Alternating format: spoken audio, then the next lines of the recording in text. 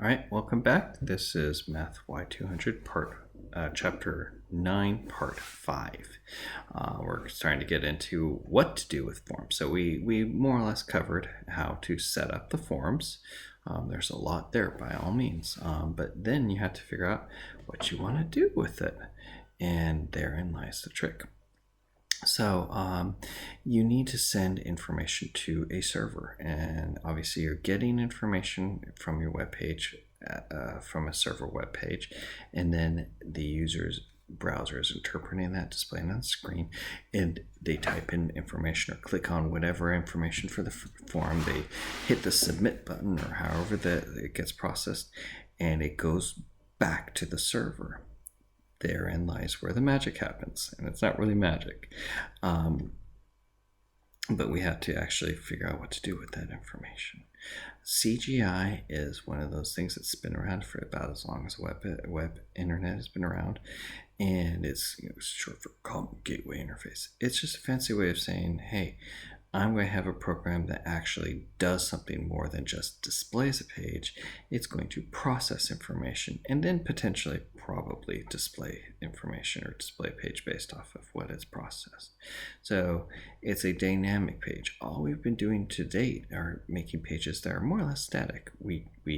Once you post the page, the information doesn't change no matter what you do to get to that page typically, unless you go and actually actively change it. Dynamic pages are CGI pages, and this is where the internet gets really interesting. But in order to do dynamic pages, you really have to have a good handle on static pages first.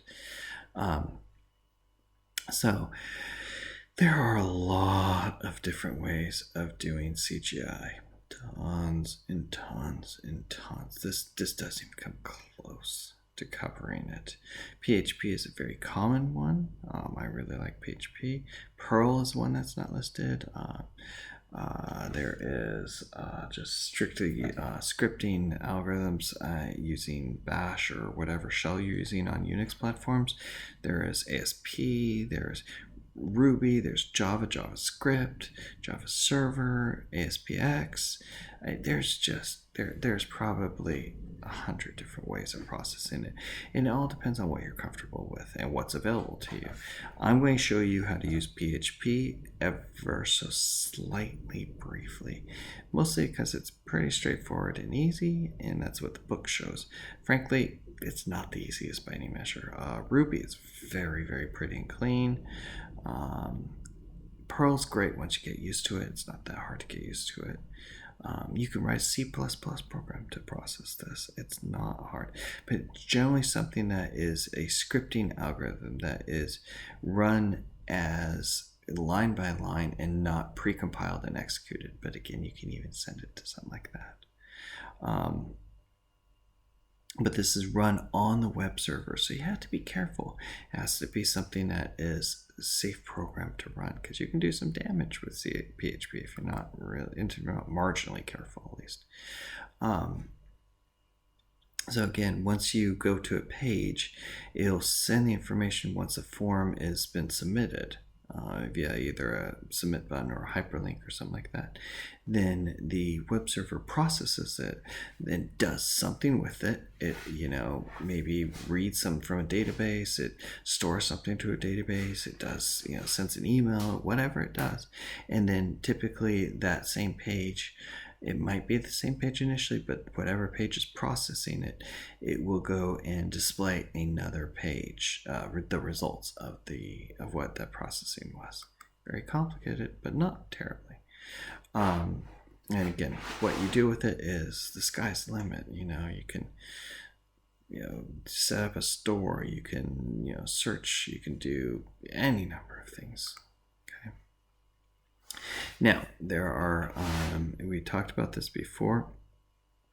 When you set up a form, you have two attributes that are extremely important, for that form element. You have the method and the action. You always want to set in both of them, Now, the difference between let's just talk about this right now. The difference between get and post. I can personally never remember which is which until I try it, and then I do it, and it's obvious. So get if memory serves, hold a sec, let me see. Oh, no, they didn't mean to do that. Oh, stop that. Stop that. Stop. Going back to my page. Sorry. I'm having technical difficulties. Slides, there we are. I'm just trying to see if I can find if I can show you the difference between get and post for the form. No, it's not going to show me. Oh, I know what I can do.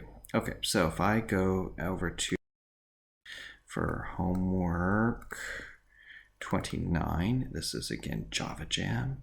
If I go over to which one do we make a difference? Jobs. Go to the jobs page, okay? So this is my form.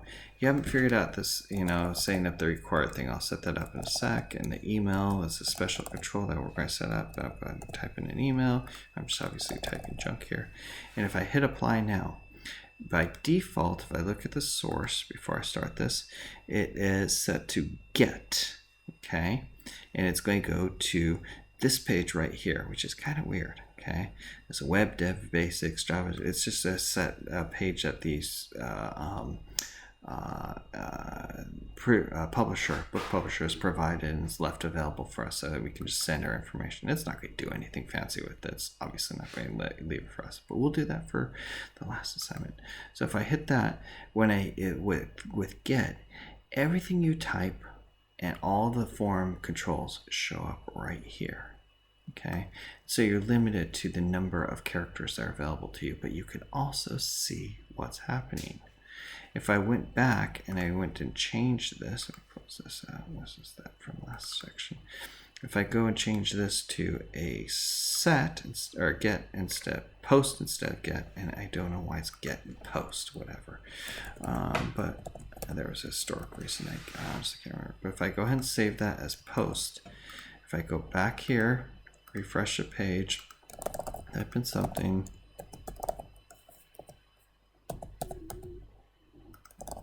in here, and apply now, then it still sends a form, but it doesn't show me everything here. So you then become not limited to the size of the information that you're sending. This is worthwhile to note. There's advantages and disadvantages to each, and we'll talk about those as get going. I think we'll cover this again, but that's those two the elements that you need: the action, where it's going, and that's this page, this PHP page, and it's typically not just an HTML. It's in this case .php or .asp or whatever, .cgi. It can be any number of extensions, but typically not. Just HTML implies a static page. Okay. And again, there's a lot of ways of doing this. There's some free sites that will host scripts and just kind of displaying or return some basics, but there usually you write your own or take somebody else's and modify it. There's a lot of instructions on how to do so in the internet, but you're going to do very basic stuff in my class. In fact, all you need to do is set up a file and upload it to it. It's not hard. I'm giving you the files to do this. Again, the technology's out there. There's Java Server, PHP, Ruby. Ruby is really cool. ASP, I don't use .NET for this, but some people do. There's this doesn't even come close to covering all the options for you. Tons more. Okay, we'll come back to this. We'll talk about this in a little bit because this is overwhelmingly confusing. I don't know if you saw on the previous page example that I had on your assignment, I had an input type equals email, okay? And the neat thing about this is it forces it to be an email, and this is handled by the browser. So how the browser interprets that is questionable, but it's usually just make sure there's an @ sign and there's no special spaces or anything like that. Here, let me go back here, go back to that page. Whether it's get or set, it doesn't matter. Let's just refresh this. If I go in to type that and move on, is it going to let me do that? Huh. Oh, okay. Well, first off, there's the required. Okay, but now if I hit this, it says, please include an @ in the email, blah, blah. But now, technically speaking, it's not going to check for a valid email, and it's going to just make sure that you have something else. And that is sufficient for it. It doesn't even require a dot, whatever. So it's kind of a dumb check, but it's still a check nonetheless. And it is technically a different type of control. This isn't text. This is input type text. This is input type email, and this is a text box or text area. The required is pretty cool. So the required is neat in that you can set it up so that they are forced to type it in. And notice that on that page, if you notice that it had a star next to it, it denoted that it was, it had a footnote or prenote that it was required to field information. So you can set it up so as required. And again, it's handled by the browser, so how the browser interprets that is somewhat up to interpretation. URL is the same thing as email. It kind of tries to check that's a valid email or valid URL, but it does not go online. It does not say, oh, that's a real email or real URL. It just wants it to be marginally formatted correctly. And again, you can set the required if you want. Tell, that means that you're typing in a text number, and again, marginally formatted correctly. It doesn't guarantee it's a good phone number. It doesn't guarantee it's their phone number. It just is saying format it like a phone number should be formatted, and this can be very subject to interpretation because every browser is different, but the browser will tell the user how it wants it nonetheless. I don't really like tell because that's not very helpful. Input type search, that's another one where you can just set up a search box, and it uses a different property, a different way of setting this up. So I'm not really sure what the difference between text and search. Usually you set up a text box. You just set up as a text box, but I guess if you want to set up as a separate thing and have it, I don't think there's much aesthetically appealing different. We can set it up so that for a text box, so I have just a text box, input type equals text, and within that, within the whole, so this is that weird format. You can't do it within, you have to set up this data list, and I'm not sure why they did this after here. I would definitely do it before, but it allows me to have an option, kind of a little drop down selection, possible options.